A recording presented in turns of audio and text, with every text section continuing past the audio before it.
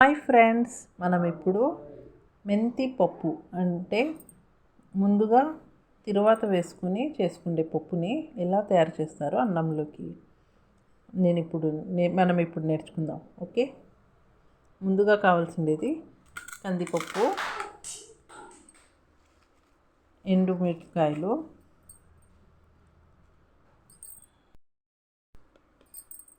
వెల్లుల్లి,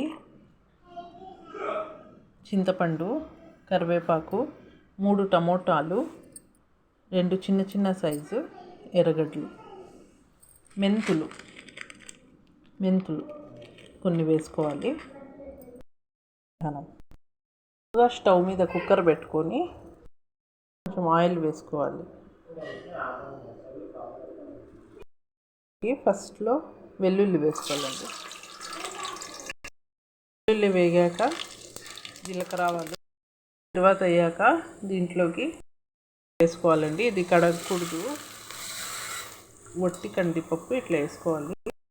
కందిపప్పు ఇట్లా వేసుకొని బాగా తిరువాత వేసుకోవాలి. పచ్చివాసన పోయేదాకా ఇలా కలుపుతూనే ఉండాలి.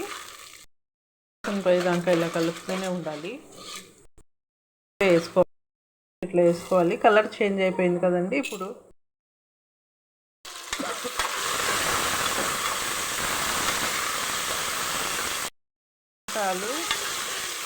ఎర్రగడ్డలు అవన్నీ వేసి ఇట్లా కలుపుకోవాలండి. చేంజ్ అయ్యాక నీళ్ళు, పసుపు వేయాలండి.